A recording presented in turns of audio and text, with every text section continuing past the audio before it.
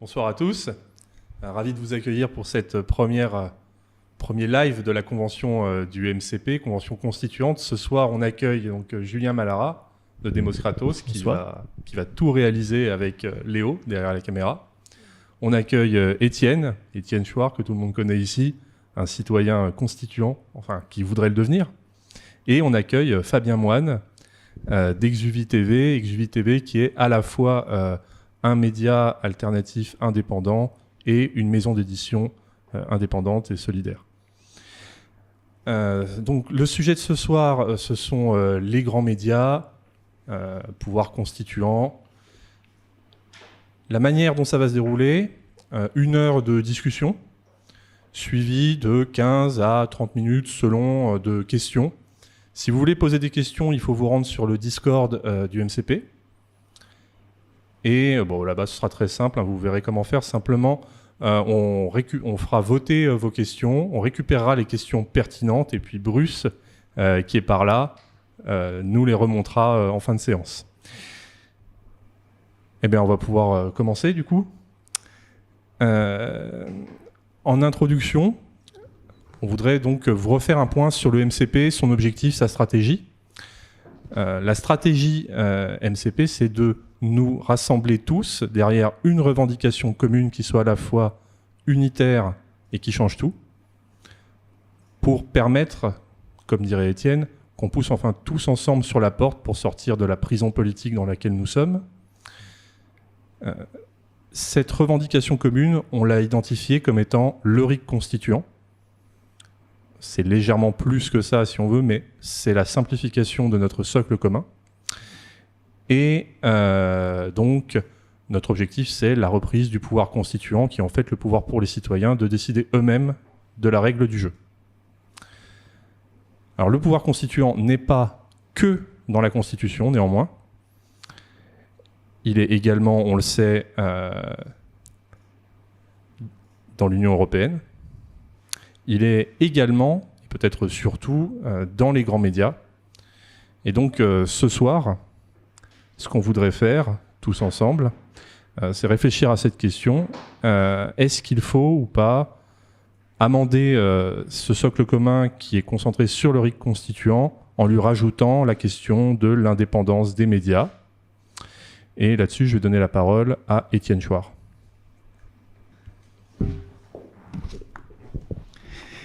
Merci de cette organisation. Merci à tous ceux qui organisent ça, qui rendent ça possible. Le mouvement constituant populaire incarne une idée que je défends moi depuis 15 ans. Et donc, je trouve ça formidable.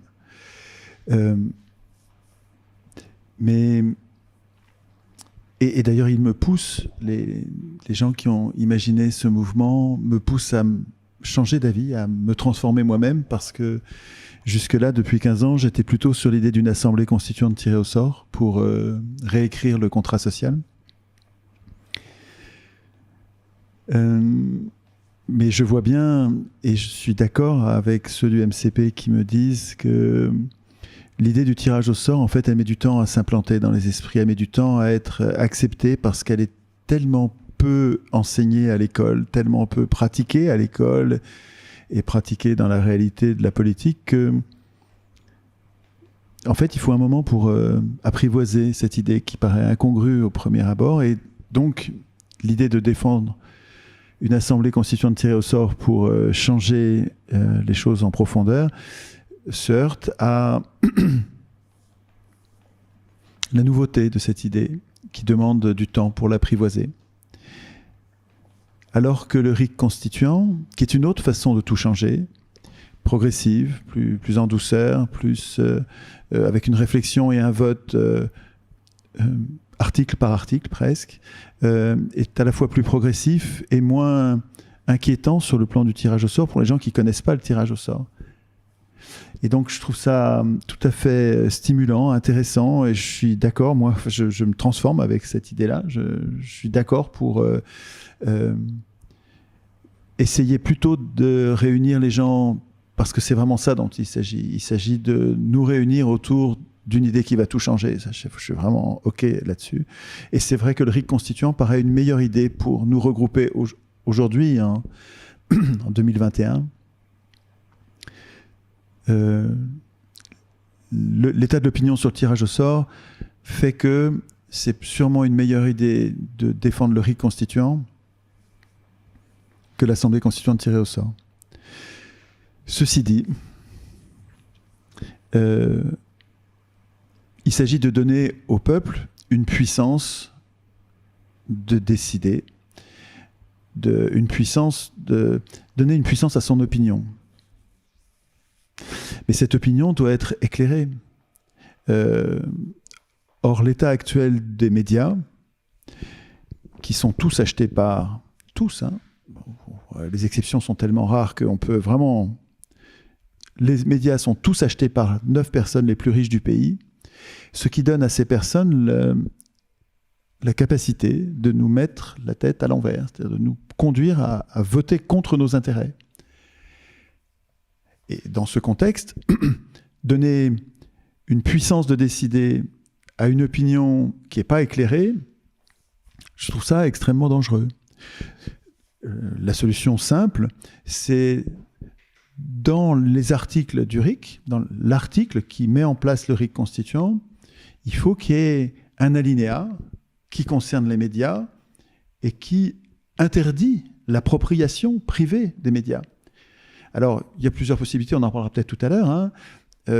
Moi, j'ai déjà rencontré plusieurs possibilités, plusieurs alternatives, plusieurs propositions d'émancipation des médias des pattes des plus riches. Il faut aussi, bien sûr, émanciper les médias des pattes du gouvernement. Il ne faut pas que le gouvernement puisse contrôler les médias, bien sûr. Que les médias soient indépendants, mais vraiment indépendants. Et il me semble que un mouvement constituant populaire devrait intégrer ça dans sa plateforme. C'est-à-dire qu'on ne peut pas juste défendre le RIC avec des outils de formation de l'opinion, parce que les médias, c'est la presse, les radios, la télé, bien sûr, mais ce sont aussi les agences de presse, comme l'AFP, est privée aujourd'hui. Hein. Ça appartient à des riches, c'est pas du tout citoyen. Hein. Donc l'AFP, les agences de presse, mais aussi les instituts de sondage, qui appartiennent aujourd'hui aux plus riches. Enfin, c'est complètement incroyable, on ne devrait pas laisser ça, évidemment. Les instituts de sondage, les instituts statistiques, qui sont sous le contrôle du gouvernement. C'est pas normal que ce soit le gouvernement qui évalue lui-même ses propres performances, parce que ça, c'est un moyen de désinformation majeur, évidemment. Les instituts statistiques. Et puis, on pourrait réfléchir aussi à l'école. Il y a d'autres... Il y a les maisons d'édition. Enfin, c'est à nous de réfléchir, c'est au peuple, aux citoyens, de réfléchir à quels sont les médias qui sont capables d'éclairer son opinion avant de décider. Et c'est sûrement notre responsabilité de citoyens de ne pas laisser ces médias, vous voyez, au sens large, hein, de ne pas laisser ces médias dans les mains des plus riches. Voilà, donc il me semble que c'est décisif. Alors là-dessus, justement, il y a un peu de débat au sein du MCP sur le fait de garder le socle commun très simple, hein, tel qu'il est, c'est-à-dire juste le RIC constituant et l'interdiction de modifier la Constitution autrement que par validation par référendum. La question que j'aimerais vous poser, moi, Fabien, Julien, c'est est-ce que vous estimez que le RIC, éventuellement, serait suffisant comme revendication parce qu'il permettrait, en admettant qu'on arrive à l'imposer, donc qu'on est vaincu, au moins sur une courte période, le système médiatique, qui clairement, a priori, ne veut pas, hein, qu'on l'impose, est-ce que ça suffirait à dire, en fait, on aurait une période où on pourrait parler des médias, peut-être tout de suite après, mais on n'a pas besoin de les inclure dans le socle commun, ou est-ce qu'au contraire, il y a un vrai risque à ne pas les inclure dans le socle commun immédiatement ? Je vais commencer par toi, Fabien, si tu as un avis sur la question. Oui, bien sûr. Étienne, il utilise souvent le terme de vigilance pour le citoyen, dans le sens où il doit être vigilant sur les politiques qui sont élus, ou par lui, ou dont il a la charge de s'informer. Je pense que pour les médias, c'est la même chose, c'est deux parallèles. Si on veut exercer un droit citoyen d'opinion, forcément cette opinion elle va se construire à partir de l'information qu'on va aller chercher ou qu'on va nous imposer entre guillemets. Parce que c'est vrai que c'est dur de s'extraire des médias, donc il faut que ça soit concomitant comme action. C'est tellement long le travail de désappropriation des médias, il y a tellement une crédibilité entre guillemets qui s'est érigée historiquement qu'il y aura déjà un travail de déconstruction avant de réoccuper le terrain avec une alternative, on va dire, plus libre et plus citoyenne, que plus tôt on le fait, mieux ce sera. Si on demande aux gens de s'exprimer pour voter une loi ou alors décider par rapport à un tirage au sort, il faudra que ce qui émane d'eux provienne d'une réflexion suite à des informations qui ont eu le temps d'être digérées. Et ça va prendre beaucoup de temps. Donc plus tôt on le fait, mieux c'est. Et puis je pense que la crise qu'on traverse actuellement a montré les limites des médias, notamment sur les financements. Il y a eu des dizaines de millions d'euros qui ont été déversés sous prétexte d'aider la culture, mais en définitive, ils ont été directement vers les médias qui ont une position qui est ressortie encore plus dominante. Et puis on voit bien que c'est le canal d'information. Même quand on dit aux gens « Est-ce que vous croyez ce qu'il y a dans les médias ?», un Français sur deux dans la rue dit non. Pourtant, on regarde quand même ces médias. Donc il y a une telle attache historique, quotidienne, presque hypnotique, que plus tôt on le fait, plus on aura de chance ou de qualité en tout cas, sans juger de ce qui est bien ou pas, mais de qualité d'expression de l'individu, puisqu'il aura eu un vrai pluralisme en face de lui. Donc plus tôt on le fait, plus on aura un individu souverain dans sa réflexion. Je prends la suite. Avant de parler de la question des médias, je voulais juste revenir vite fait sur ce que tu disais sur le tirage au sort, que c'était une idée où tu avais l'impression que les gens autour de toi te disaient que c'était trop novateur, que c'était trop compliqué pour les gens d'imaginer. Enfin, moi j'ai envie de dire, Emmanuel Macron a fait du tirage au sort avec la Convention citoyenne pour le climat. Emmanuel Macron a fait du tirage au sort avec les 35 citoyens là, pour leur demander comment gérer le coronavirus et tout ça. Donc je veux dire, si même Emmanuel Macron, qui n'est pas le plus grand révolutionnaire de tous les temps, utilise le tirage au sort parce que, et c'est dans son discours, parce que ce serait représentatif de la population française, et ben je pense que les Français commencent à être assez prêts pour cette idée, quoi. Je veux dire, c'est devenu presque mainstream. Si je peux me permettre, c'est le sujet d'un débat de demain, donc voilà. on va recentrer sur les médias. Mais du coup, c'était juste pour réagir à ça où ça m'a fait tiquer.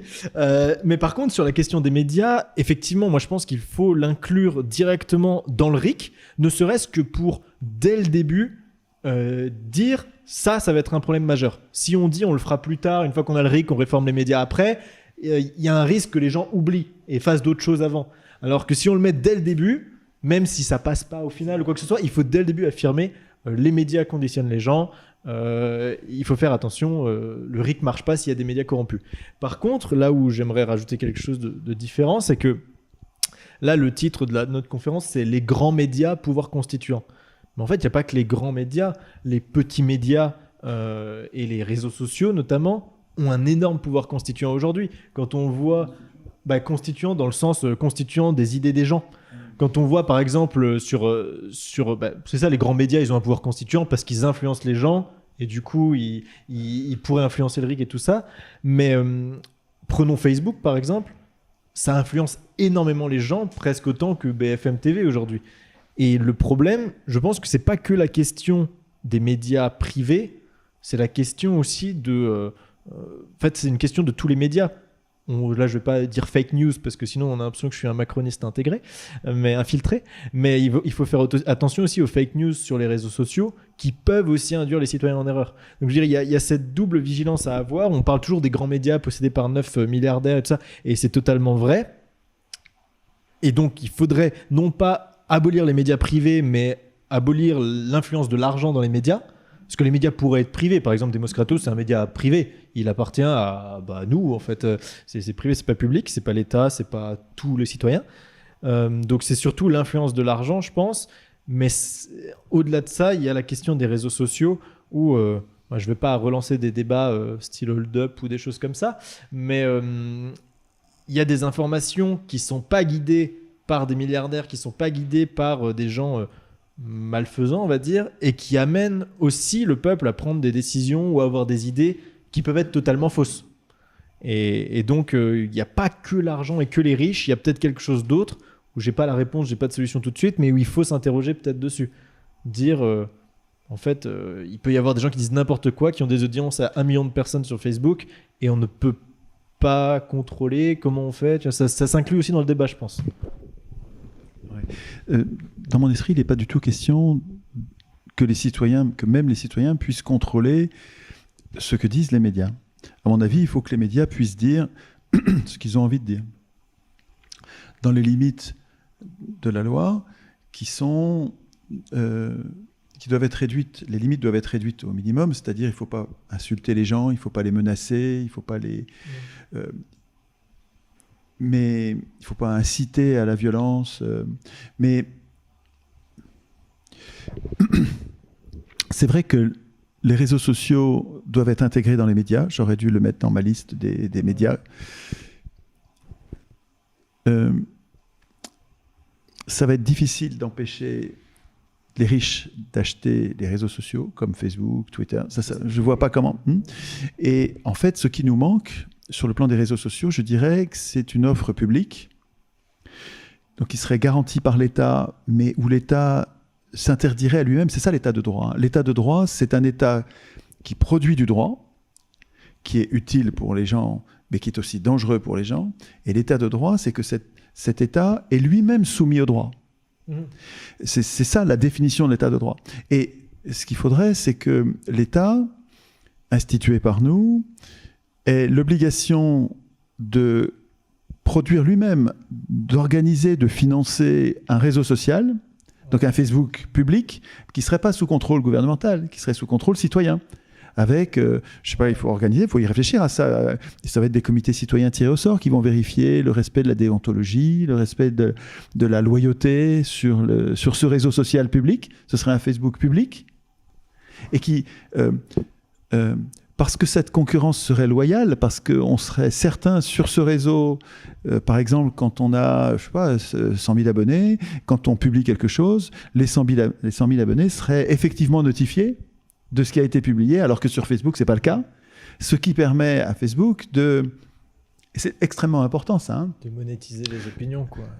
C'est de nous enfermer, d'enfermer les militants les plus dangereux pour le système de domination, de les enfermer dans une bulle qu'ils ne voient pas, qu'ils ne sentent pas, et même que les abonnés ne sentent pas. C'est-à-dire que nous ne nous rendons pas compte que Facebook et Twitter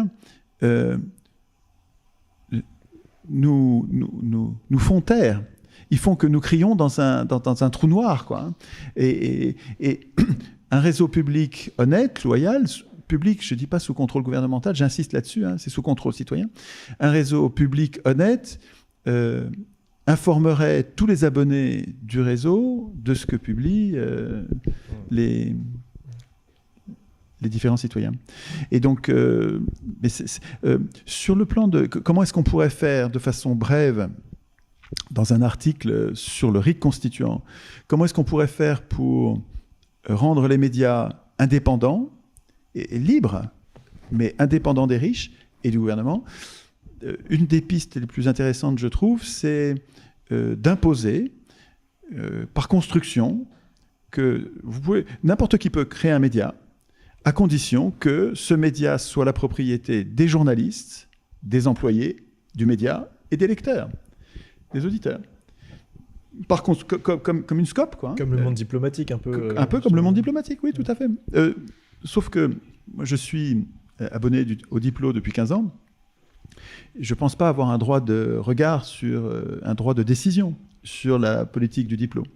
Donc le Diplo n'est pas aussi démocratique, indépendant que ce que j'imagine. J'imagine vraiment des médias qui appartiendraient à leurs lecteurs et à leurs producteurs, c'est-à-dire à ceux qui le fabriquent. Et avec une interdiction explicite pour les riches d'acheter n'importe quel média. Parce que le problème des petits médias, c'est qu'ils ne sont pas petits longtemps. Dès qu'ils deviennent bons, ils deviennent grands. Et quand Libération est devenu grand, il s'est fait acheter par une banque. Et c'était fini de Libération. Quand le Nouvel Obs est devenu grand, il s'est fait acheter, etc. C'est-à-dire qu'en fait, nos médias se font acheter dès qu'ils fonctionnent. Bon, quand ils ne fonctionnent pas, les riches s'en foutent. Et d'ailleurs, le système d'exploitation, le système de domination parlementaire, se fout des petits médias tant qu'ils sont petits. Et en fait, dès qu'ils sont grands, ils les achètent. Ce qui fait qu'on n'a aucun média citoyen digne de ce nom, on n'a que des médias de riches. Mais c'est parce que c'est possible, la Constitution le laisse possible. C'est à nous d'écrire les articles qui l'interdisent. Si tu l'écris, nous on l'a écrit avec les Gilets jaunes, hein, sur un rond-point, on a écrit, je peux vous lire ça, c'est pas long, hein, c'est super court. Hein. Super court. L'opinion des citoyens, donc c'est un article de Constitution. On a pris l'article 11 de la Constitution, on l'a barré. On a dit il est nul, cet article 11 qui interdit l'initiative populaire dans les référendums, on le bat. Et on a écrit donc un nouvel article 11, je vous en fais grâce, mais sur la partie de l'opinion, de l'éclairage de l'opinion, qu'est-ce qu'on a écrit ? Tout référendum doit être précédé d'une période d'au moins 6 mois de débat contradictoire, complet, pour éclairer l'opinion. Et la Chambre des référendums, qui est une chambre tirée au sort, est chargée de l'organisation et du contrôle de la qualité des débats. Donc ça, c'est une institution de débats loyaux avant tout référendum. Et puis, deuxième alinéa, super important, l'opinion des citoyens doit être honnêtement et complètement éclairée en toutes circonstances. Dans ce but, tous les médias du pays, journaux, radios, télé, agences de presse, instituts de sondage, statistiques, doivent appartenir à leurs journalistes et employés du moment. Et plus les lecteurs à discuter, hein. Aucune personne physique ou morale ne peut acheter un média quel qu'il soit. Ils ne sont pas à vendre. Les citoyens peuvent créer autant de médias qu'ils veulent et les riches ne peuvent pas les acheter. Okay. Est-ce que ça suffit ou pas ? Ça pourrait être un atelier constituant, quoi. Ouais. Bah d'ailleurs, ce sera le sujet d'un atelier constituant qu'on va enregistrer par ailleurs pendant le week-end. Mais quand les gens qui ont pensé le MCP, ceux qui soutiennent le MCP, ceux qui réfléchissent au socle commun du MCP, c'est une super idée d'avoir un socle commun. Quand ils hésitent sur l'intégration des médias en se disant est-ce que ça ne va pas être trop compliqué, est-ce que ça ne va pas être une pomme de discorde, une source de dispute, je comprends l'objection, mais ce n'est pas si compliqué. Il suffit vraiment d'un alinéa de deux lignes, quoi, hein, pour que le socle commun soit complété, à mon avis, sur un point décisif. Si on institue aujourd'hui le RIC constituant et qu'on laisse les médias dans les pattes des riches, c'est super dangereux. C'est super important que les médias soient plus dans les mains des riches. Ce qu'ont fait les riches en s'appropriant les médias, c'était à la fois un coup de maître et pour nous une terrible défaite, quoi. Je veux dire, avec les médias, on a un problème de première grandeur. Ok, et toi Fabien, du coup, on a entendu les solutions d'Étienne. Est-ce que tu en as d'autres ? Est-ce que tu veux creuser celle-ci sur la manière de rendre les médias indépendants ? Déjà, au départ, on pourrait dire une indépendance d'esprit, ce qui revient à la formation de la personne qui va transmettre l'information. Si on regarde les écoles de journalisme ou on va dire les centres de formation qui doivent transmettre de l'information, il y a une représentation sociale qui est très faible. C'est très parcellaire, et donc c'est déjà un problème en soi, que ce soit sur le coût des études, ou alors sur l'entre-soi qui peut exister, le monde de réseau qui permet d'accéder à certains postes, et puis surtout, c'était un travail qui était vu comme une élite d'être journaliste, et aujourd'hui c'est une profession qui est très méprisée par le français de la rue, donc il y a déjà ce problème-là de comment on forme un individu. Et aujourd'hui, un journaliste, il est formé à avoir de la réactivité. Si on allume une chaîne d'infos, on va voir une image qui défile devant un présentateur homme et un présentateur femme, et en dessous, un bandeau avec du texte. Donc ça fait 4 informations à suivre. Et ça enchaîne, et ça enchaîne, et ça enchaîne. Et à aucun moment, ça se pose pour qu'on ait le temps de digérer, qu'on passe d'une petite mamie qui s'est fait vacciner à, je sais pas, un séisme, à la victoire en Coupe du Monde de je sais pas quel sport. Et donc, du coup, c'est le traitement même de l'information qui est hyper brutal. Et quand on regarde les JT des années 70-80, c'était un rythme beaucoup plus lent. Donc, il y a une éducation à l'information qui doit être refaite, je dirais malheureusement. Et ça, pareil, ça prend du temps. Donc, la réforme des médias doit s'accompagner aussi d'une réforme de la perception et de la consommation de l'information. On parlait des réseaux sociaux, on s'informe en scrollant, on vérifie plus, ce que disait Julien aussi, il y a aussi quelque chose de l'ordre de la vérification. Et même le journaliste, on lui dit, prends les informations des agences de presse. Donc il y en a 3 en France, mais comme l'a dit Étienne, elles sont privées, donc il y a du conflit d'intérêts dedans. Et c'est que les personnes avant qui étaient à la responsable des agences de presse étaient des journalistes de terrain, donc avaient l'habitude de traiter de l'information, et aujourd'hui ce sont plus des agents administratifs. Donc d'un circuit à l'autre, d'un bout à l'autre du circuit, il y a une véritable problématique où là c'est une refonte plus une rééducation. Et je pense que se réapproprier cette information-là, c'est l'aspect fondamental, et il faut que l'individu le souhaite, et soit pas simplement consommateur, mais acteur en faisant la démarche d'aller. Et l'hypermultiplicité d'informations aujourd'hui, il y a 300 chaînes sur les câbles, 300 liens possibles, elle va dans le sens de prendre le temps. Et je dirais que ça c'est révolutionnaire. Prendre le temps, c'est révolutionnaire. Et j'invite vraiment les gens qui nous regardent à aller sur le site de l'INA et regarder les interviews des journalistes, les débats contradictoires. Aujourd'hui, on ne tire rien des débats, parce que les journalistes lancent des pics, relancent des pics, et au final, les informations sont extrêmement diluées. Moi, c'est plutôt de ce point de vue-là, à partir de la fondation, la formation à l'information, que ce soit pour celui qui la transmet, le journaliste, ou celui qui la reçoit, de faire une éducation à l'information. Et ça me semble absolument fondamental. Il y avait des émissions avant qui le faisaient, je me rappelle, c'était sur Canal+, c'était l'œil des médias, je ne sais plus comment ça s'appelait, enfin bref, c'était bien, c'était un petit tour d'horizon qui nous permettait de voir qu'il y avait des différentes approches, et aujourd'hui c'est très uniforme, au sens propre comme au sens figuré, tout le monde est habillé un peu pareil, c'est des costumes gris anthracite, bleu marine, à peu près le même discours, le même ton, les mêmes accroches, la même rhétorique calquée sur la société américaine, et au final, l'information, elle devient ce que les situationnistes dépeignaient dans les années 70, du spectacle en fait. Et donc du spectacle visuel, c'est flashy, c'est ultra animé, c'est en direct, ça rebondit, il y a des intervenants de plateau, mais au final, on n'apprend pas grand-chose. Et sortir du spectacle, à mon avis, ça demande beaucoup d'efforts. Parce que le premier média qui va s'y mettre, on va tout de suite voir le rythme retomber, et ça va être... il va dissonner. Mais je précise quand même, il y a une lueur d'espoir dans tout ça. Moi, je suis assez admiratif du travail de France Soir, depuis une année, qui a su prendre un positionnement. Alors, les médias traditionnels disent que France Soir est complotiste ou autre, ou alternatif. Mais simplement le fait de tenter d'exister avec une information sourcée et plurielle fait déjà que qu'on a le propre sur soi. Mais j'ai bon espoir aussi que certains journalistes se disent « Ah oui, tiens, c'est ça mon métier. C'est aussi ça mon métier. » Et peut-être qu'il y a des gens qui sont inconfortés avec cette crise et de la manière dont elle est traitée, qui vont s'approprier ça et qui vont se dire avec la facilité technologique qu'on a, le réseau qu'on a, on va pouvoir lancer nous-mêmes des médias indépendants et d'une certaine manière populaires. Ok. Du coup, si je vous suis tous les trois, vous pensez qu'on doit inclure la question médiatique dans le socle commun, l'indépendance des médias, pour validation, parce que justement, Étienne a raison, on ne voudrait pas se disperser et commencer à lancer une nouvelle pomme de discorde. Quand on dit les médias, on pourrait dire la monnaie, on pourrait dire... on pourrait commencer à parler d'écologie parce qu'il y a une urgence, et puis on pourrait aller loin. Est-ce que vous pensez qu'on s'arrête aux médias, que les médias, c'est vraiment quelque chose d'un niveau supérieur, qui est vraiment constituant plus que ne le serait la monnaie ou quoi que ce soit d'autre? Ou est-ce que vous ouvrez la boîte de Pandore, quoi, j'ai envie de dire? Mais je pense qu'on est d'accord pour dire que les médias, ça touche à tous les sujets, en fait, et c'est ça qui va constituer l'opinion des gens.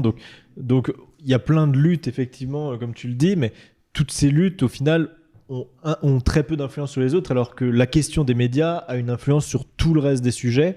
Et comme tu le disais, la société du spectacle, on peut se poser cette question de pourquoi la société du spectacle? Parce que le spectacle vend plus, et du coup vend plus de publicité. Et donc on peut se poser la question de est-ce que les médias ne sont pas devenus ça aussi à cause de l'influence de la publicité? Voilà, l'indépendance à la publicité permettrait une information plus honnête et moins spectaculaire, parce qu'on a besoin de moins faire vendre de choses, on peut être plus dans le débat, et c'est pas grave s'il y a moins de monde qui regarde, parce que de toute façon on n'a pas besoin de vendre du Coca-Cola. Et donc je pense vraiment que oui, le RIC et les médias, c'est éminemment lié. C'est comme l'élection et les médias, c'est pareil en fait. C'est quand il y a eu la Révolution française, il se posait peut-être moins la question des médias, mais il se posait déjà la question. Là, il y a moins de médias, mais il se posait quand même la question des journaux, parce que quand on demande l'avis au peuple, il faut voir comment le peuple se forme. Et il y a la question des médias, mais il y a aussi la question de l'éducation. Et ça, on l'aborde très peu au final. C'est parce que c'est pas dans notre sujet, mais l'éducation, c'est aussi l'État qui fait c'est un média, mais c'est l'éducation nationale, c'est l'État qui nous apprend un truc toute notre vie, qui nous apprend que la démocratie c'est les élections, c'est machin, qui nous met des idées en tête toute notre enfance, encore plus peut-être que la télé ou au moins autant. Et quand on arrive au moment où on a le droit d'élire, de voter ou d'utiliser un RIC s'il y a un RIC, en fait, est-ce qu'on est vraiment maître de nos opinions ou est-ce qu'on recrache juste ce qu'on a digéré pendant 20, 30, 40, 50 ans? Donc, quand je pense qu'il faut vraiment, quand on dit médias, pas juste penser aux médias des ultra-riches, mais il faut penser aussi aux médias des pauvres avec les réseaux sociaux, mais aussi aux médias de l'État avec l'éducation nationale. Et c'est tout ce qui touche à la fabrication des consciences, quoi. Ouais. D'accord. Alors, simplement, par exemple, nous, dans notre socle commun, on a dit il faut le RIC constituant, on a dit qu'il devait être écrit par les citoyens, on n'a pas défini quel serait ce RIC. Pour les médias, j'imagine qu'on ferait pareil. On dirait il faut l'indépendance des médias, mais on pourrait guère aller au-delà parce qu'on voit que tout de suite, là, il y a un débat beaucoup plus important. Donc voilà, on va mettre cette question au débat en interne, on va la mettre au débat, on va en discuter aussi avec les gens des assemblées constituantes populaires locales. Sur le Discord aussi peut-être. Voilà, sur le Discord. Bon, c'est un vrai sujet.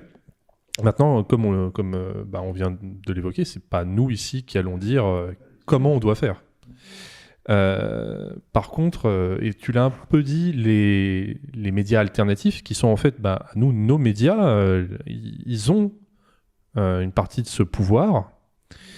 Et du coup, j'aimerais, si possible, Julien et Fabien notamment, Étienne, que tu rebondisses dessus, que vous nous disiez un peu, pour ceux qui voudraient faire de l'information, vous donniez quelques éléments de votre parcours ou de la manière dont on peut construire une information alternative, puisque c'est votre domaine, quoi. Déjà, moi, je me permets de commencer, Julien. L'idée, en fait, c'est déjà, souvent, quand on veut transmettre, c'est qu'on ne trouve pas son compte. Ça part souvent de là, en fait. On cherche des informations, on se rend compte qu'on a du mal, et pour en discuter avec la plupart des personnes, c'est d'essayer de catalyser un point de vue subjectif qui nous semble absent d'un espace médiatique dominant pour apporter sa pierre à l'édifice. Donc ça part toujours d'un souhait, que ce soit collectif ou individuel, d'un manque, et puis vraiment quelque chose qui est assez viscéral. De manque de nourriture d'information. Pour ma part, c'était sur la santé. Là, on le voit bien par cette crise, on parle de maladie, mais on ne parle pas de santé. Et moi, dans ma représentation, c'était de dire, l'individu qui n'a pas un corps optimum, il ne peut pas réaliser ses attentes. Il peut pas s'accomplir, en fait. Donc, avoir la santé, l'autonomie de santé, c'est quelque part être libre d'épanouir sa conscience et d'être en marche dans la direction de son existence. Alors après, la chance qu'on a dans notre époque, c'est qu'il y a une facilité technologique. Là, c'était impensable, il y a ne serait-ce qu'il y a 15 ans, de faire ce qu'on fait. C'est-à-dire là, avec des moyens très réduits, peu chers, même il y a 5 ans. C'est-à-dire on a une capacité de s'autonomiser en matériel, de s'auto-former pour pas grand-chose. Et donc, le fait de comment je passe à l'action, on peut déjà l'enlever. Après, c'est le pourquoi. Qu'est-ce que je souhaite apporter ?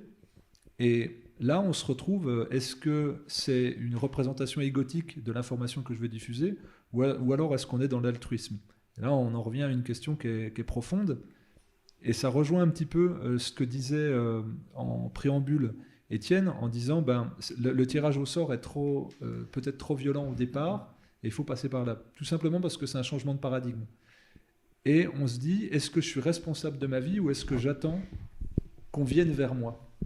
Eh bien, que ce soit pour les lois qui sont décidées ou que ce soit pour les informations qu'il va y avoir, à un moment donné où je me positionne, où je suis simplement en réception. Et quand on regarde les médias alternatifs, ce sont souvent des gens qui mettent le pied dans la porte, qui ont une motivation, parce que quelque part, on est plus, au départ au moins, contre quelque chose que pour. Et je trouve ça dommage. En fait, c'est souvent une colère. un manque. Faut pas le nier, surtout dans l'époque, c'est de dire plutôt générer quelque chose de de positif. Et c'est pour ça que des éléments comme le RIC, pour moi, amènent tout de suite quelque chose de positif. Et les débats sont tout de suite plus calmes et posés. Le fait d'entreprendre un média aussi, c'est de ne pas être naïf sur le fait que quand on cherche à diffuser sur Facebook ou sur YouTube, on va être dévoré par l'algorithme. Ça, c'est un vrai problème. Il y a des mots qui sont censurés, il y a des mots qui sont interdits, il y a des mots qui sont bannis de l'algorithme avec la reconnaissance vocale ou sur Facebook même ce qu'il y a sur les images. Donc je dirais presque qu'il faut faire preuve déjà un peu de vice. Si on veut d'être un petit peu malin, dans le sens si on veut communiquer, faut s'informer, faut savoir comment fonctionne la technique. Avoir une caméra, quelque chose qui diffuse du streaming, ça s'achète. Par contre, savoir comment fonctionnent les plateformes, parce que par exemple on parle d'Odyssée, qui est une très bonne plateforme, mais on touchera que les convaincus. Il faut quand même être présent sur YouTube, il faut quand même être présent là on diffuse sur Facebook, il faut quand même être présent sur Facebook. Donc il faut savoir comment ça fonctionne, et ça demande du temps, et ça passe que par la fédération de compétences, à mon avis, mais je pense que Julien, qui est plus dans la technique que moi, saura compléter ça.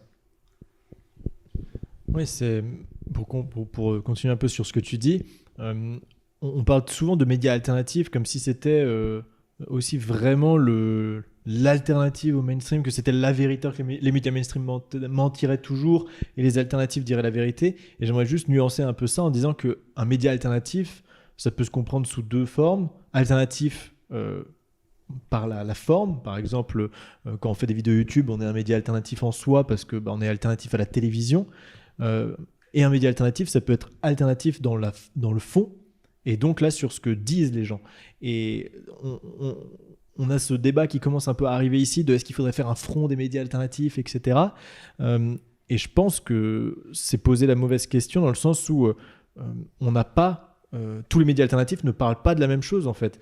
Et comme tu le disais, chacun c'est toujours une pensée, une compréhension du monde différente qu'on a envie de partager et qui est pas tout le temps vrai ou plus vrai, je dirais, que les mainstream. Et ça, il faut vraiment qu'on le comprenne. C'est-à-dire que c'est pas parce que quelqu'un fait une vidéo sur Facebook que du coup il est alternatif, que du coup c'est plus juste que ce que dit BFM. Et ça, j'ai tendance à voir sur les réseaux sociaux qu'en fait on va donner du crédit à des gens qui vont être alternatifs plutôt qu'à des médias mainstream, mais sans faire toute la démarche de vérifier la source. Et donc ça, c'est très important en fait, c'est de ne pas dire l'alternative c'est trop cool et le mainstream c'est caca, mais de dire en fait il y a des problèmes dans les deux. Et les alternatifs, notamment, un des gros problèmes qu'ils ont et que moi j'ai eu pendant longtemps et que j'ai très certainement encore, et c'est ce que tu soulevais un peu, la dépendance à l'algorithme. Et cette dépendance à l'algorithme, elle est liée aussi à quelque chose qui s'appelle la dopamine. C'est notre cerveau qui nous donne du plaisir à certains moments. Il y a Arte qui a fait une super série là-dessus d'ailleurs. Et quand on est sur YouTube, à chaque vue qu'on a, notre cerveau nous donne de la dopamine. À chaque like, nous donne de la dopamine. Pareil sur Facebook. J'ai pas besoin d'expliciter ça à 20 ans, mais vous savez bien que quand vous postez votre photo de profil et que vous avez 20 likes, à chaque fois c'est de la dopamine et vous êtes content. Et en fait, ça, c'est un piège pour les médias alternatifs parce qu'on a tendance, du coup, non plus à faire beaucoup de vidéos et à choisir nos sujets pour plaire à des publicitaires, mais à faire des sujets, etc., pour buzzer et déclencher notre dose de dopamine. Et moi, je l'ai eu à un moment sur Demos Kratos où je faisais pas les sujets forcément que j'avais en tête, mais je voyais les sujets qui marchaient, les sujets qui buzzaient, et du coup, je dirais pas je surfais sur la vague, mais je m'intéressais plus à ces sujets-là parce que j'avais besoin de ma dose de dopamine et je regardais les statistiques YouTube tous les jours et tout ça. Et je pense que, et je sais même que je suis pas le seul à m'être fait happer par les statistiques en fait sur ces réseaux sociaux, et où des fois, très certainement, ça a influencé mon travail parce que plutôt que de me dire je vais faire une vidéo d'1 heure construite, etc. Non, je vais en faire une de 10 minutes parce que je sais que celle de 10 minutes va faire beaucoup plus de vues et du coup va me donner beaucoup plus de dopamine qu'un truc de 1 heure qui va être vu par moins de gens, qui serait peut-être, comme on dit, plus pertinent parce qu'on aurait pris le temps de l'information. Voilà, mais pareil pour les viewers, 1 heure ça leur donne moins de dopamine que 6 fois 10 minutes, parce que plein de sujets ça donne plein de dopamine. Et là, c'est un autre sujet sur les neurosciences, mais je pense qu'on ne maîtrise pas totalement ce qu'on fait, et donc quand on est alternatif, il faut faire gaffe parce que notre corps nous joue des tours, les algorithmes nous jouent des tours, ils montrent nos vidéos qu'à certains types de population et donc on a l'impression que tout le monde pense ce qu'on pense et donc on se remet plus en question. Ça, c'est des choses comme ça que les médias mainstream ont peut-être moins comme problème parce que eux ils jouent pas tellement à la dopamine de la visibilité mais plus à la dopamine de l'argent. Nous, notre dopamine c'est la visibilité puisqu'on gagne que dalle, mais ça n'empêche pas de falsifier des fois l'information, quoi. Alors, je rebondis juste sur un truc, c'est très intéressant, c'est de dire aussi que dans le terme alternatif, tu disais que quand on monte en lectorat ou en audimat pour un média indépendant, il se fait racheter. Il y a aussi le fait qu'un média alternatif, lorsqu'il monte en audimat, il va mimer les codes du mainstream, comme si ça devenait une référence de filmer comme ça, de cadrer comme ça, de faire tel montage. Et c'est pour ça que je disais, il y a toute une déstructuration de faire avant de réoccuper un vrai espace, parce qu'on est formaté et en fait on n'existe que dans un contexte de consommation d'informations, un contexte de transmission d'informations. Et c'est des codes hérités, on le voit bien avec l'information en France, qui depuis 15 ans ressemble. Les plateaux, avant c'était un homme ou une femme, c'est encore le cas sur TF1, mais maintenant c'est un homme, une femme, comme aux États-Unis. Et puis, tac, ça joue au ping-pong, des petites blagues pas drôles. Mais en fait, on est tranquille et puis on se laisse porter par l'information, on regarde ça, un petit sourire, on mange sa soupe et on regarde. Alors qu'avant, il y avait plus de sujets longs. Et aujourd'hui, quand je regarde certaines chaînes YouTube que je suis, quand elles prennent de l'audimat, il y a une tendance, alternative évidemment, à aller vers ce schéma-là, qui est du mimétisme, comme si en fait, je me pose la question, est-ce que je ne suis pas alternatif par défaut? Est-ce que si j'avais eu ma chance dans le mainstream, je n'y serais pas allé? C'est pour ça qu'on en parlait tout à l'heure avant de prendre là, le live. Fondamentalement, il y a un travail de polissage de l'ego nécessaire. Et ça demande une éducation et un renversement de contexte. Comme le disait Étienne, l'éducation, de dire tu as le droit d'être deuxième et de ne pas être premier. C'est déjà ça. Et tu n'as le droit de ne pas être spécialement d'accord avec cette façon de faire. Il y a derrière l'universalisme, il y a quand même un hyper-conditionnement sur une façon de faire, et on le voit avec YouTube, qui était quelque chose, qui était une plateforme alternative. C'est 14 ans YouTube, hein, c'est pas, pour moi, on est sur une dominante mainstream, et quand on regarde tendance, on est sur la société du spectacle, de A à Z, avec les mêmes codes que le mainstream. Ok. Alors, ouais, bon, on fait ce qu'on peut. Hein. Je vais vous donner un peu de dopamine quand même. Toi, tu fais un peu plus de 100 000 abonnés. Toi, un peu plus de 50 000. Sur les bonnes vidéos, c'est vrai que toi, tu fais parfois quelques millions de vues. Et néanmoins, notre influence est assez faible. C'est-à-dire qu'on est quand même très loin, on semble très loin de renverser le système. Tu disais tout à l'heure que la question, c'était peut-être pas celle d'un front des médias alternatifs. Alors, on pourrait juste reconditionner un petit peu et dire d'un front de médias alternatifs, voilà, pas de tous, mais d'un certain nombre de médias alternatifs choisis, qualitatifs, divers, mais qui se rassemblent autour du socle commun qu'on a évoqué. Et est-ce que techniquement, est-ce que vous pensez que c'est quelque chose de souhaitable que les personnes qui rediffusent ce live actuellement, donc le Média pour tous, le Monde moderne, le Canard réfractaire, que vous ici présents, que ceux qui participeront au live aussi plus tard, et puis que tous les contacts qu'on commence à avoir tous dans ce milieu, est-ce que vous pensez qu'on n'aurait pas quand même une opportunité et des possibilités techniques de faire un front de médias alternatifs qui nous permettent de converger sur une revendication pour derrière, peu importe les stratégies, mais pouvoir tous ensemble pousser la porte. Étienne, je sens que tu as envie de rebondir. Là. De mon point de vue, il y a un danger à essayer de faire une fédération qui serait comme une organisation, comme un parti, qui dirait, qui fonctionnerait par cooptation, où ceux qui sont déjà dans le mouvement diraient « lui j'en veux, lui j'en veux pas, lui j'en veux, lui j'en veux pas ». Et ça, c'est pas du tout rassembleur. Ça, c'est, à mon avis, perdu d'avance si on fait comme ça. Ce que je trouve très intéressant dans l'idée du MCP, c'est de proposer une idée au rassemblement et à mon avis, ça ne peut fonctionner que si on admet que vient qui veut. Je vais prendre les extrêmes tout de suite. Donc les gens d'extrême gauche, d'extrême droite, il faut que... Et je sais que c'est ça qui fait la difficulté d'union, c'est qu'il y a des unions interdites. Le système criminalise certains aspects. Alors les extrêmes droites détestent les extrêmes gauches, les extrêmes gauches détestent les extrêmes droites. Et ces détestations globales qui souvent donnent l'impression de déshumaniser l'adversaire. C'est-à-dire que quand on arrive aux détestations des extrêmes, on a l'impression que c'est carrément le droit à la parole qui est interdit à l'extrême inverse. C'est-à-dire qu'on fait comme si ce n'était pas des êtres humains, parce que leur opinion est tellement détestable qu'on ne veut même pas en entendre parler. Et à mon avis, si le mouvement qui est en train de naître là se met en tête de dire lui et lui et lui, ok, mais lui et lui et lui, non,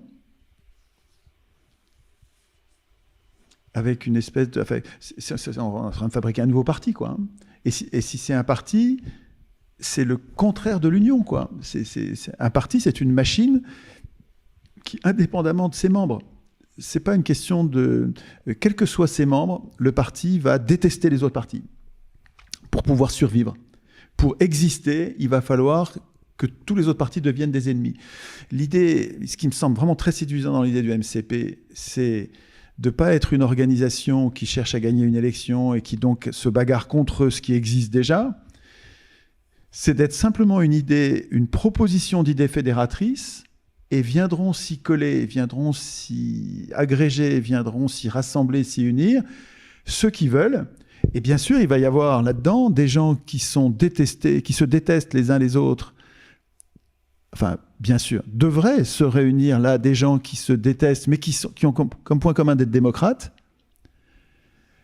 Et puis ceux qui veulent pas y être, ils sont pas démocrates, c'est tout. Hein. Enfin, à mon avis, c'est clair. Et le tri va se faire de lui-même. Ceux qui veulent défendre la démocratie, à mon avis, doivent être accueillis par principe.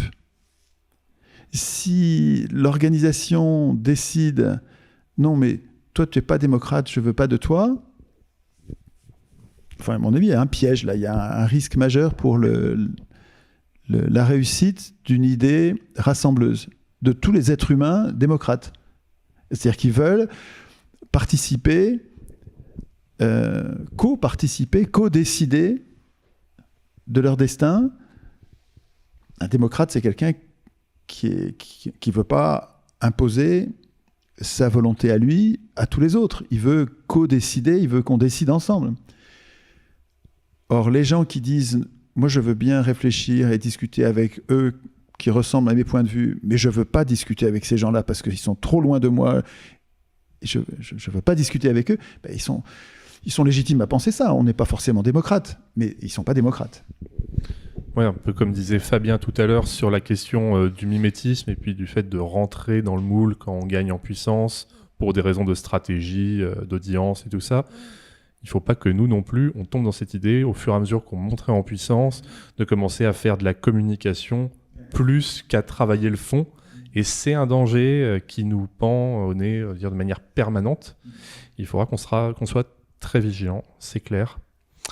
Alors, sur le fond, on est, je pense, très d'accord avec toi, même si on pourrait basculer, donc il faut toujours qu'on fasse attention.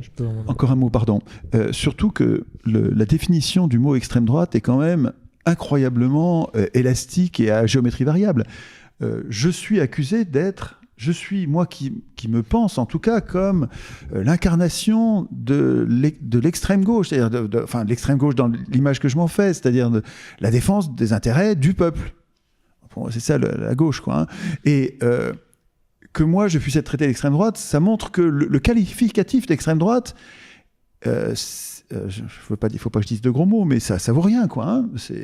C'est tellement utilisé à contre-emploi pour désigner finalement les vrais opposants du système de domination parlementaire que, enfin, à mon avis, il faut pas se servir de ce mot-là comme critère pour savoir si on va fabriquer un mouvement démocrate ou pas. Enfin. C'est pour ça, si je peux réagir là-dessus, quand tu dis que ceux d'extrême gauche qui veulent pas parler à ceux d'extrême droite, par exemple, ne seraient pas démocrates, moi je pense que c'est faux, à mon sens. Tu vois, quand on dit un front des médias alternatifs, moi je pense que ce serait plutôt des fronts de médias alternatifs. Et du coup, en fait, qu'on choisisse ces combats. Par exemple, je sais pas si vous connaissez Imago, c'est une plateforme, un peu un Netflix citoyen, dans lequel il y a plein de médias alternatifs qui se sont réunis, donc des médias qui parlent d'écologie, de transition citoyenne, démocratique. Et pour le coup, là, c'est des médias alternatifs qui se sont unis à un moment précis, qui ont fait un front pour un projet qui est la transition écologique et citoyenne. Et là, personne s'engueule sur lui et d'extrême droite, d'extrême gauche. Mais parce qu'on ne parle pas de ça, en fait. On a juste dit, là, on se réunit sur ça. Et là, je pense que c'est pareil pour le RIC.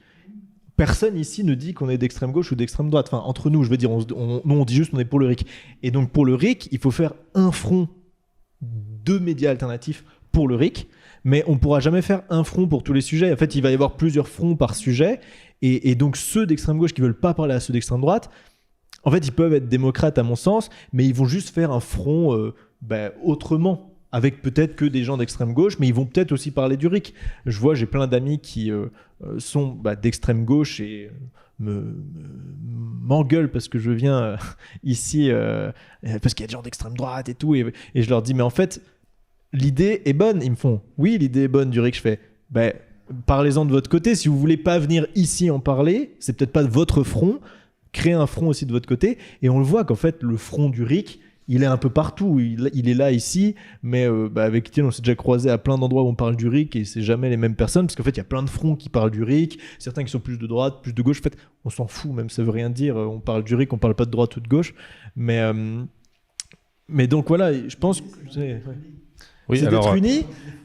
Oui, mais si, parce que des fronts peuvent être unis sur une idée. C'est-à-dire que tu vas avoir les mecs d'extrême gauche qui vont parler du RIC, les mecs d'extrême droite qui vont parler du RIC, et le moment où on va devoir vraiment prendre une décision sur le RIC, les idées auront été réfléchies, et là, à ce moment-là, ils vont pouvoir parler. Mais ils sont pas obligés de parler dès le début. Et c'est à ça que sert le MCP, justement. C'est ça l'idée du MCP, c'est justement de donner un endroit,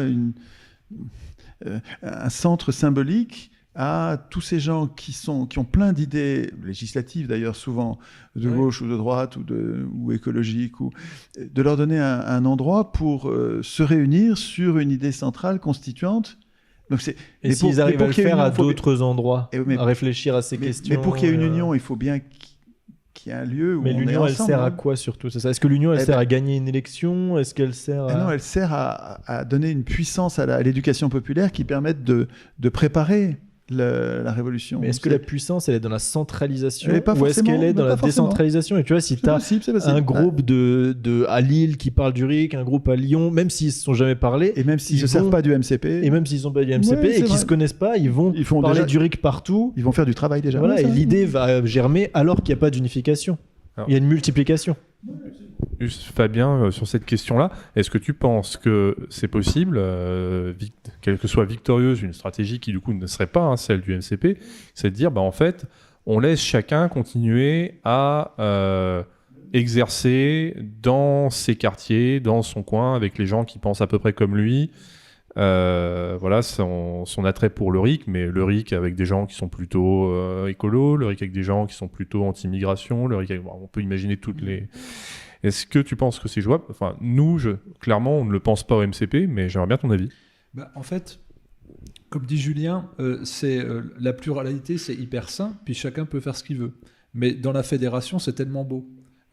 Sur le principe de dire « je ne suis absolument pas d'accord avec toi sur plein de choses, par contre, on peut se fédérer et gagner en puissance, gagner en pédagogie, parce qu'on se ressemble là-dessus ».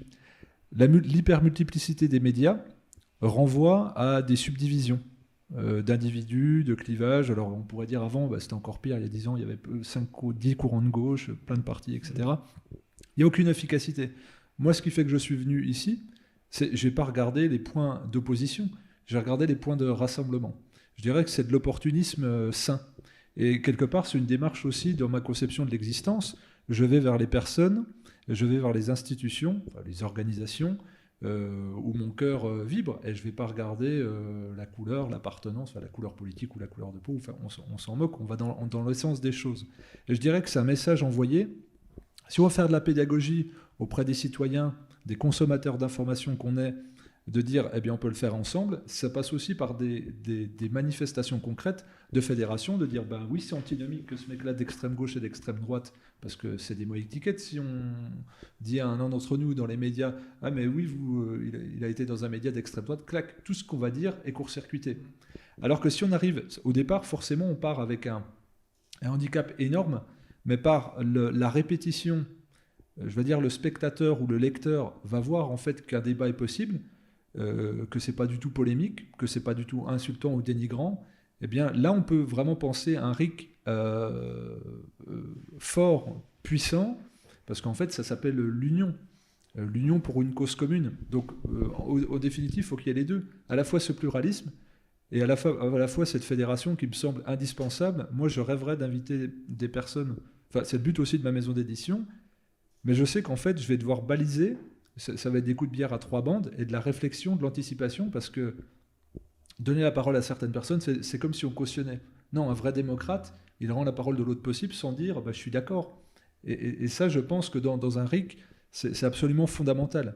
Je dialogue avec toi parce que tu existes en tant qu'être humain et tu n'es pas une couleur politique. Et à un moment donné, c'est pas parce que dans les médias, un homme d'extrême droite, par exemple, va s'exprimer sur un sujet qui n'a rien à voir avec de politique, on va le rejeter parce que bah non, lui, c'est le diable. Et ce qui me plaît dans ce mouvement rassembleur, c'est de dire je suis pour quelque chose, et au-delà de toute autre considération, puisqu'il y a une urgence à agir au nom de la démocratie, et c'est le meilleur symbole d'avenir, la meilleure proposition qu'on puisse faire.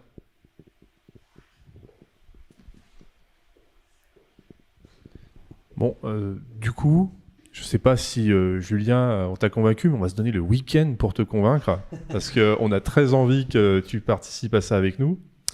On verra bien. Donc, juste citer une petite anecdote. Ouais. Moi, j'ai découvert Julien à travers ses vidéos, un peu comme tu disais, pour faire monter dans l'algorithme, sur du matériel technique. Donc, en fait, tu as quand même réussi à faire un travail pédagogique. Il ne faut jamais se priver d'aucune initiative, je pense. On ne sait jamais d'où ça ouais, on ne sait jamais ce qui va marcher.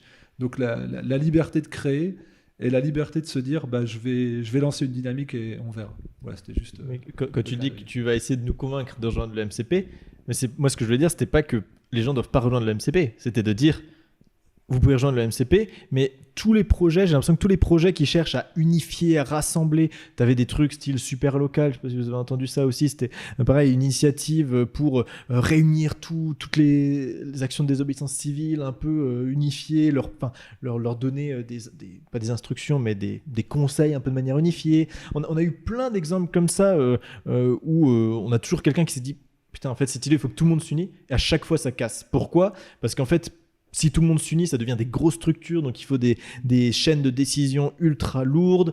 Il y a forcément des gens qui ne sont pas d'accord, donc ça pète. Je pense qu'on est beaucoup plus fort si on fait beaucoup de mouvements qui, chacun, peuvent fonctionner super facilement parce qu'il n'y a pas trop de monde dedans, donc il n'y a pas trop de lourdeur administrative à gérer. Et ça permet aussi à chacun d'y trouver son compte. C'est-à-dire que peut-être quelqu'un dans la MCP va dire « j'aime 90% de ce qu'ils font, mais 10% j'aime pas ». Mais c'est pas grave, en fait, ils vont faire leur propre version. Et ça servira à la cause du RIC en général, mais sans qu'il fasse forcément partie du MCP, tu vois. Oui, d'ailleurs, quand je disais de te convaincre, je voulais pas te convaincre de rejoindre le MCP, c'est pas la question. Tu veux me convaincre parce de que quoi ? notre but, c'est pas du tout de faire un front des médias alternatifs du MCP. Hein. Voilà, c'est que du des RIC. médias alternatifs se rassemblent et fassent leur plateforme d'audience commune, qui, au-delà de leurs différences législatives, soient capables de mettre en valeur leur union autour d'un point central qui est ce fameux RIC constituant. Là, tu as Imago, mais c'est pas tellement le RIC, c'est un ensemble. Mais Et Imago, est-ce c'est un qu'ils sont front capables, intéressant. par exemple, de ramener des gens d'extrême droite ? C'est pas sûr. Et nous, on souhaite que ça se fasse, mais on va en Je crois qu'il parler. y en a, je sais pas. En tout cas, c'est sujet off du week-end, clairement. Essayer de déterminer comment on peut faire, avec qui on peut faire. Donc voilà, on va se donner le temps. On est d'accord avec toi sur le fait que les grosses structures très lourdes sont contre-productives et donc il y a des artifices, des astuces à trouver pour arriver à s'unir sans que ce soit un carcan. Et on va y travailler, hein, tous ensemble ce week-end. On va prendre les questions. En attendant que les premières remontent, peut-être que Étienne, Fabien, vous voulez laisser une dernière petite information. Elles sont déjà prêtes. Bruce, tiens. Bonsoir à toutes, bonsoir à tous. Donc déjà merci à vous qui avez posté toutes ces questions sur le serveur Discord. Il y a eu un vote, donc je vais prendre celle qui est ressortie comme majoritaire. Donc c'est celle de Chouchou. Et Chouchou nous demande en fait comment réapprendre aux citoyens à penser par eux-mêmes, les rééduquer à l'esprit critique pour mieux analyser les informations. Est-ce vraiment une information, donc un fait, ou une opinion ? Alors ça va être une grande question. Juste ce que je propose qu'on fasse, c'est que chaque question, on la donne à quelqu'un. Et pour pouvoir en prendre plusieurs, vu qu'on se donne 15 à 20 minutes, moi, je pense que Fabien, là-dessus, t'avais l'air pointu. Ouais, en fait, ça m'a fait tout de suite penser au fameux mouvement esprit critique et zététique qu'on voit beaucoup.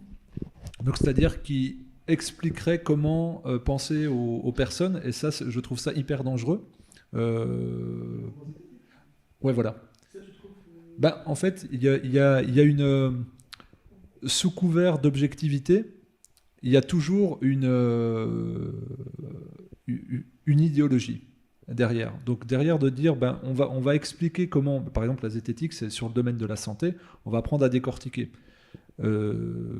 Sauf que on voit toujours beaucoup d'idéologie derrière. Donc éduquer la personne à l'information, aux faits et aux médias, c'est très long. Ça devrait être le rôle en partie de l'école. D'ailleurs, il y a des cours d'éducation civique. Après, quand on monte, il y a des décortiquages de l'information. Mais il y a quand même la subjectivité de l'enseignant ou de la forme pédagogique qui a été votée par l'institution. Donc c'est extrêmement compliqué. Donc ça revient souvent au noyau familial de le faire. Mais vu qu'on apprend essentiellement par mimétisme, on va rester encore dans un contexte. Moi, très honnêtement, pour le coup, je vais répondre, j'ai pas de réponse, si ce n'est en fait d'aller vers beaucoup de pluralité. Mais sans doute que Étienne...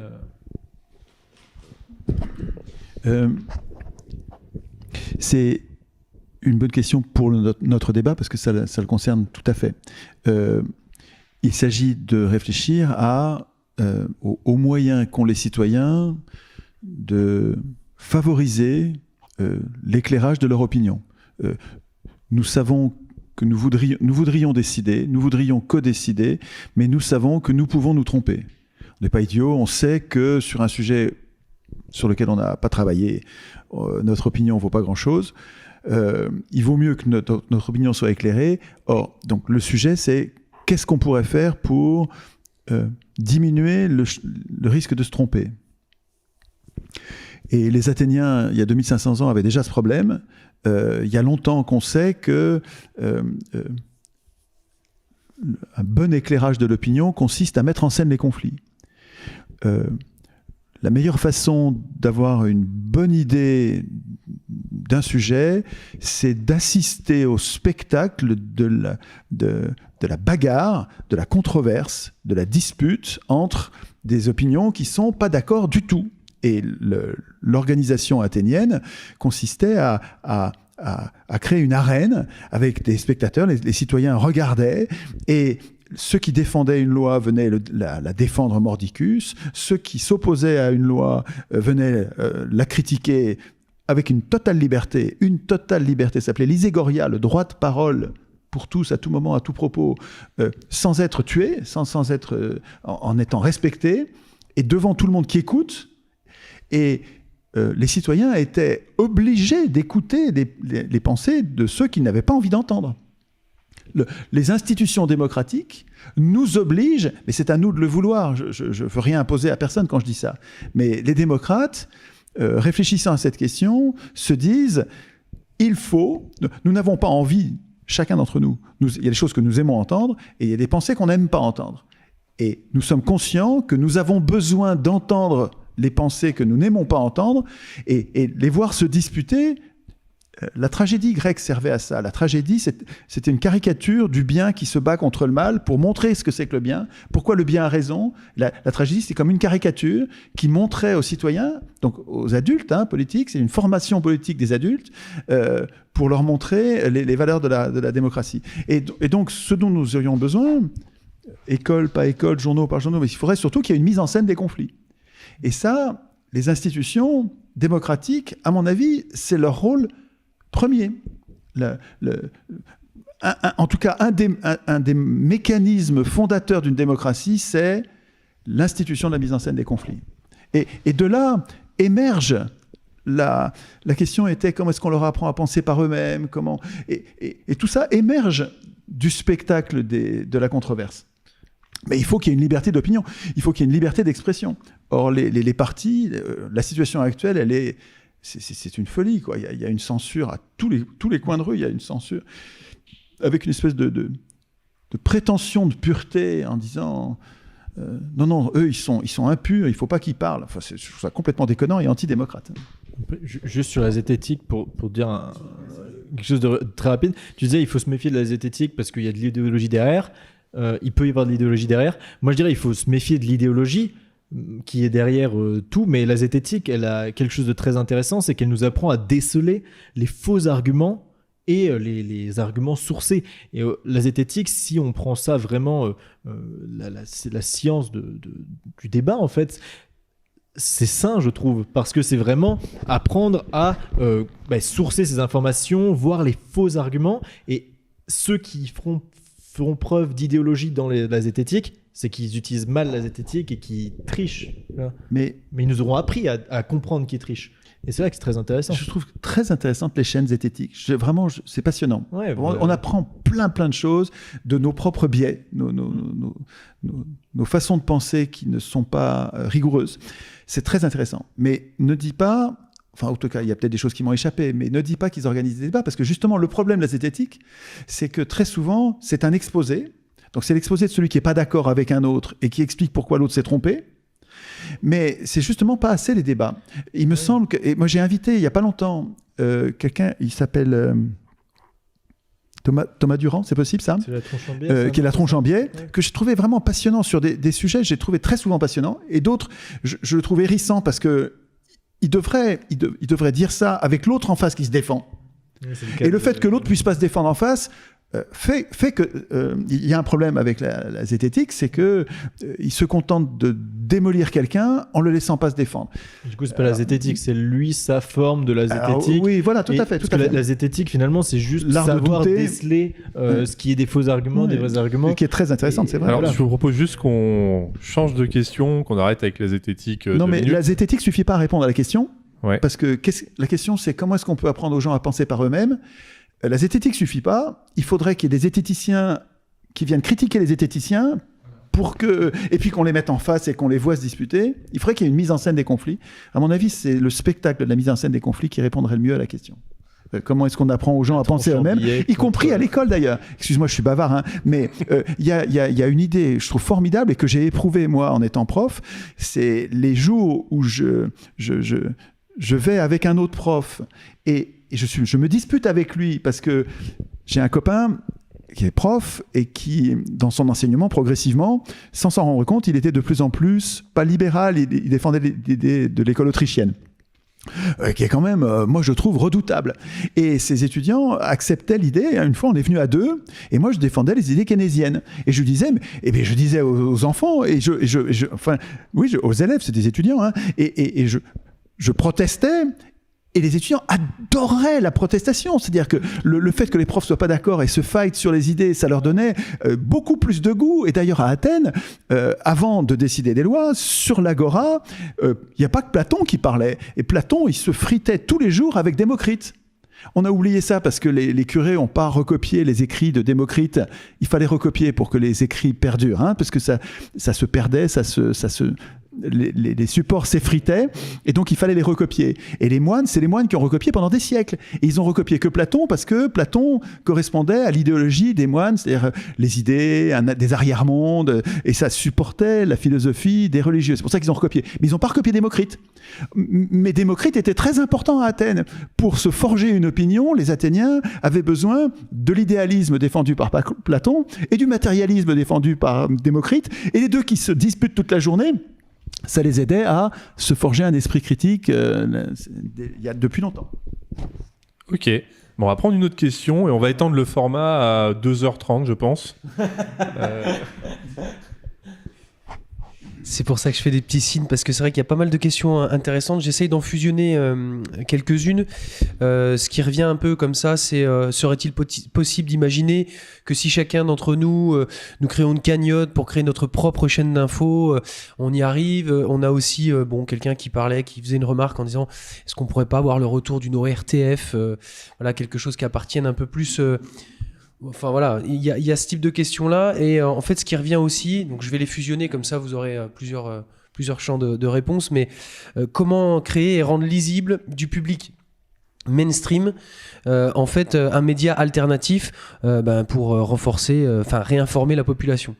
En fait, ce qui ressort beaucoup, c'est comment on peut reprendre le pouvoir d'informer, c'est-à-dire surtout auprès des gens qui regardent la télé ou qui n'ont que ce média-là pour être informés. Donc je résume, une cagnotte pour créer un média qui appartiendrait donc alternatif, et puis surtout comment faire pour informer ceux qui n'ont que les médias mainstream, que la télé pour s'informer. Okay. Je vais juste le prendre une minute ce sujet pour dire que c'est la stratégie du MCP de considérer qu'on n'est pas capable, même si c'est nécessaire, de passer tout de suite à la grande population que touchent les médias mainstream. On n'est pas capable de lutter. Pour la stratégie pour nous, c'est d'abord de rassembler la contestation. Et pour rassembler la contestation, c'est d'abord de lui trouver un socle commun, ce qu'on a fait, qui est le socle constituant le plus radical possible, et d'activer et de mettre en réseau les gens qui sont déjà convaincus, qui ont compris l'utilité de ce socle commun pour rassembler. Et donc il y a 3 niveaux. Hein. D'abord, on doit rassembler les constituants, ceux qui sont déjà convaincus du RIC. On doit les empêcher de se diviser sur les questions législatives, les ramener à l'essentiel, pour qu'ils forment une masse capable déjà de communiquer au sein de la contestation dans un premier temps, puis dans un second temps, une fois que la contestation serait éventuellement rassemblée, là on pourra combattre avec le mainstream, mais pour le moment ça me semble compliqué.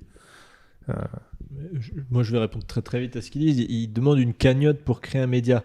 Un média pourquoi ? Pour le RIC. En fait, il y en a déjà plein des médias qui parlent du RIC, et des cagnottes, il y en a déjà plein avec Tipeee et l'OASO, des choses comme ça. Après, pour ce qui est de concurrencer les médias mainstream et de chercher le public mainstream et lui donner des idées alternatives, là, il y a un projet très concret, encore une fois, Imago. En gros, c'est vraiment que des médias alternatifs et qui ont des idées vraiment, pour le coup, largement pas mainstream. Et Imago, leur stratégie, c'est de devenir de plus en plus gros, et ils touchent maintenant un public mainstream. Ils cherchent d'ailleurs, là c'est des off, hein, c'est pas officiel, mais ils cherchent à être sur la TNT, à être en appli mobile pour toucher. En fait, ils cherchent à toucher des publics mainstream en mainstreamant un peu leur plateforme, c'est-à-dire que il faut que la forme, ça ressemble à un peu un Netflix. C'est pour ça qu'on dit beaucoup Netflix citoyen quand on parle de Imago, parce que les gens ils connaissent Netflix, du coup on peut expliquer en 2 minutes. Mais eux, leur stratégie, ça a été de faire ça, c'était de réunir tous les gens alternatifs. Ils vont organiser d'ailleurs leur propre système de financement pour pas utiliser Tipeee. Ils vont plus utiliser YouTube, ils vont utiliser Peertube. Donc on a un front qui s'est construit sur un modèle alternatif avec Peertube, avec leur propre Tipeee, on va dire, et qui en plus essaye d'attaquer le marché mainstream en essayant de parler à la télévision, en leur disant on aimerait un créneau sur la TNT, on aimerait pouvoir être... Je voudrais juste te demander si tu nous fais la promotion d'Imago ou si tu nous les présentes comme une source d'inspiration stratégique. C'est une source d'inspiration, parce que tu avais par exemple Tac au Tac aussi, mais qui malheureusement a été un projet qui a été arrêté parce que c'était des bénévoles qui s'en occupaient et qui au bout d'un moment ont plus réussi à ne faire que ça dans leur vie. Pourquoi je dis Imago ? Parce que c'est pour l'instant l'exemple que je connais qui a le mieux réussi. et qui est vraiment, à mon avis, brillant à analyser. Après, comme dit, il y a Tac au Tac, il y en a très certainement d'autres que je ne connais pas. Donc, si vous avez des idées, n'hésitez pas dans les commentaires de la vidéo. Nous, en fait, avec Demos Kratos, on co-diffuse sur Imago aussi, parce que on co-diffusait aussi sur Tac au Tac, on co-diffusait aussi sur plein de projets similaires, mais qui ont du mal à rentrer en compétition avec les médias mainstream, alors que Imago, ils ont cette vision aussi de pas juste être un front de médias alternatifs pour des gens qui veulent de l'information alternative, mais un front de médias alternatifs pour tout le monde. Ils avaient même au début réfléchi à faire une petite box à offrir à tes parents pour qu'ils puissent brancher à la télé et voir ça à la télé comme une chaîne, tu vois. Ils avaient cette logique dès le début de se dire, c'est pas que pour les gens alternatifs, il faut qu'à ta grand-mère, tu puisses lui offrir ça sur le décodeur et elle voit ça le soir. Et ils réfléchissent aussi à mettre par exemple toutes les vidéos sur un flux live qui tournerait constamment pour que des gens qui arrivent dessus, tu puisses zapper comme à la télé et qu'il y a un truc et ils découvrent. Et donc ils cherchent à non pas être une forme alternative, mais être une forme mainstream que tout le monde peut avoir, mais avec un fond alternatif. I-M-A-G-O. Ouais, Imago. Et... Ok, c'est vraiment en tout cas, il y a plein d'idées Ouais. techniques à réfléchir. Et si tu dis qu'ils travaillent aussi sur la question de la démocratie, mine de rien, ça mériterait oui. une discussion. Voilà. Mm. Bruce, est-ce qu'on a d'autres questions? Oui, il y en a, effectivement. Bon, on se donne encore quelques minutes parce que c'est intéressant tout ça. Bien sûr, mais on a encore un peu de temps. Donc là, après, au niveau des votes, on est à peu près équilibré. Donc là, on a... pouvons-nous interdire l'information marchande? Si les médias sont financés avec de l'argent public, ils n'ont pas utilité d'engendrer d'autres bénéfices en proposant du putaclic ou du sensationnel. Ou pouvons-nous identifier les médias marchands et les dissocier des médias publics? Voilà. En gros, pour résumer, est-ce que on découple totalement l'information de l'argent ou est-ce qu'on informe sur, comme sur les paquets de cigarettes, attention, ce média-là est privé et a des idéologies? Ça semble évident que ce qui mine le monde aujourd'hui, c'est le conflit d'intérêts. Que ce soit sur la santé, avec les big pharma, que ce soit sur la politique, avec le fait que les représentants soient cooptés au sein même des partis, voire les leaders des partis, et donc les médias, on va dire ça fait les trois piliers qui constituent notre existence, sont sous le joug de conflits d'intérêts énormes. Donc ça devrait être la base. Naïvement, j'avais été surpris, une personne que je connaissais qui est écrivain, qui est auteur, qui a des réflexions sur le monde. Je lui ai dit, est-ce que ça te... Non, il m'avait dit, mais pourquoi tu cites que la fondation Bill et Melinda Gates subventionne le monde à hauteur de 2 millions d'euros par an? C'est un non-fait. J'avais été surpris, mais je dis, mais une fondation américaine qui sponsorise un média français, le plus grand, entre guillemets, média français, c'est un énorme conflit d'intérêts. Lui ne voyait pas le problème. Donc non seulement il faudrait l'afficher, mais en plus il faudrait expliquer aussi, parce que maintenant d'afficher, ça suffit plus, parce qu'il y a tellement, je pense, au fond de la société, la corruption est tellement tacitement acceptée, ça a tellement gangréné, c'est tellement acquis, qu'il faudrait, en plus de l'afficher, faire un travail pédagogique de dire la vraie information, ce n'est pas cela. Et c'est pour ça que, dès le départ, ta première question, c'était de dire est-ce qu'il faut adjoindre les médias tout de suite au RIC? C'est absolument et fondamentalement oui, parce qu'il faut faire un travail de décortiquage minutieux et il faut bombarder certains principes qui ont été acceptés. Oui, le PDG de Free possède tel média, Lagardère possède tel média. Bon, c'est bien, c'est comme si c'était des mécènes. Ces gens-là perdent de l'argent avec les médias.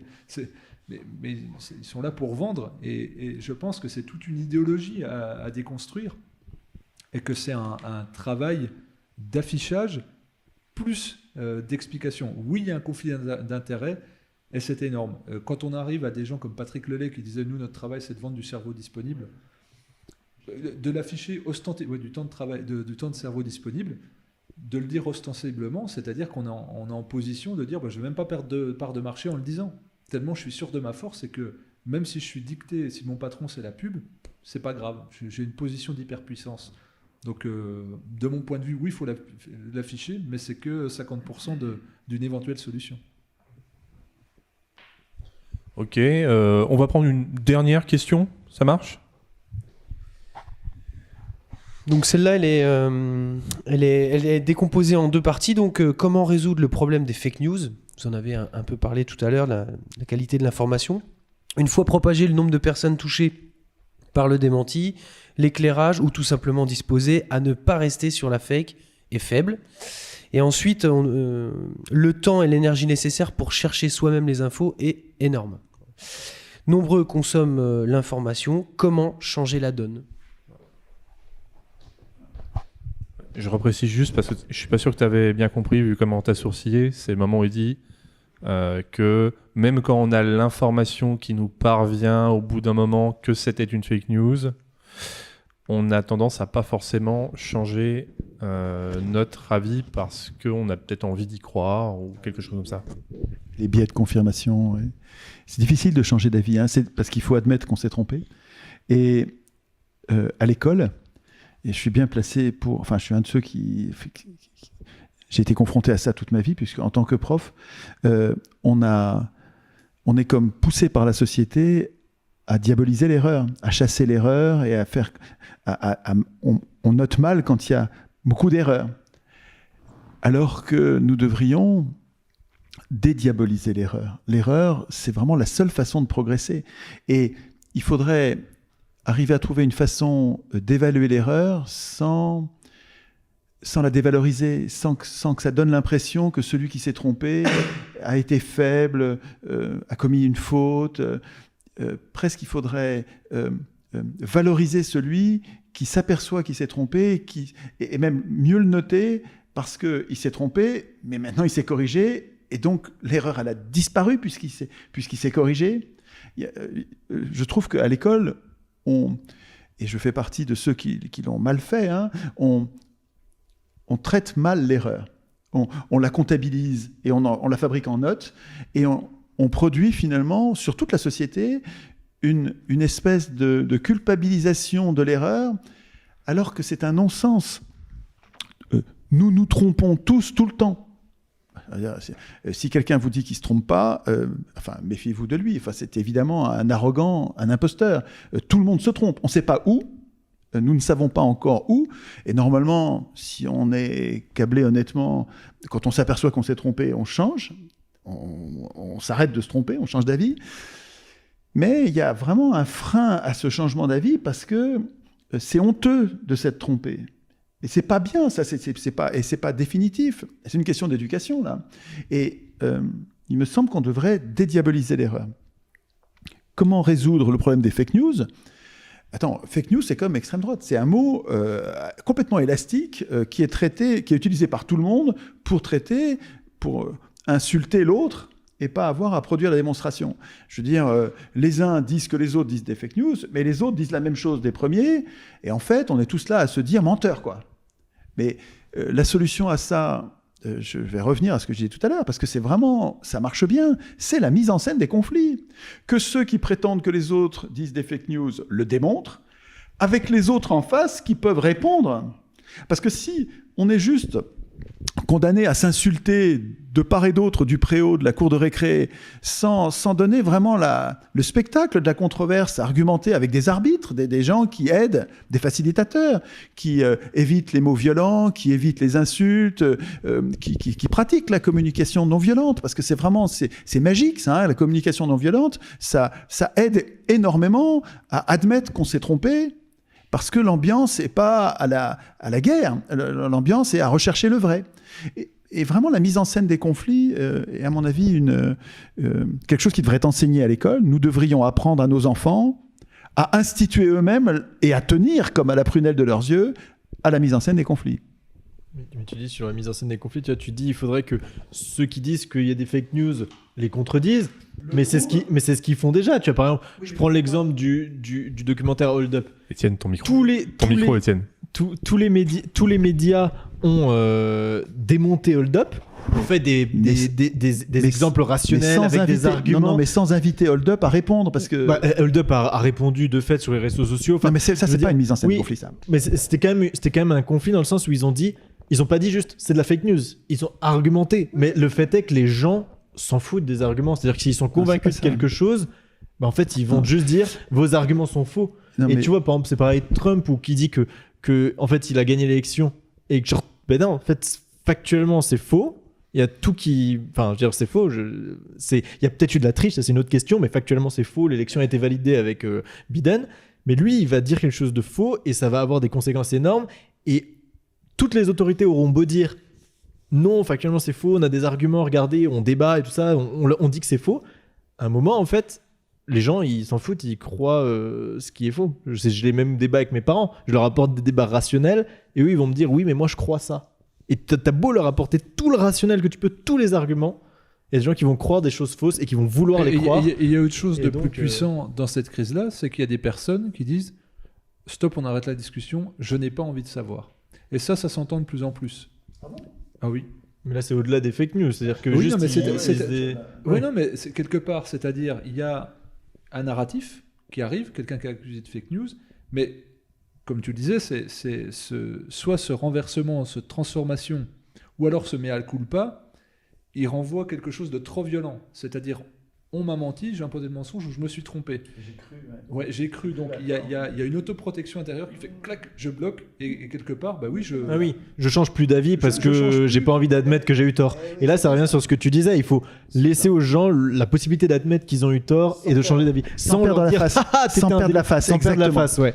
Ouais. Et vraiment, il y a deux choses importantes. Le fait que nous devrions apprendre à nos enfants à respecter celui qui s'est trompé et à presque le valoriser comme quelqu'un qui sait reconnaître qu'il s'est trompé et qui progresse. Et ça, c'est magnifique. Et le fait de reconnaître ça comme magnifique au lieu de considérer comme dégradant le fait de s'être trompé, ce qui est une incitation à ne plus jamais admettre qu'on s'est trompé. Jamais C'est vraiment- réfléchir aussi. et plus jamais donc réfléchir. Exactement. Ça, c'est vraiment un point important. Et le deuxième, j'ai oublié, mais bon.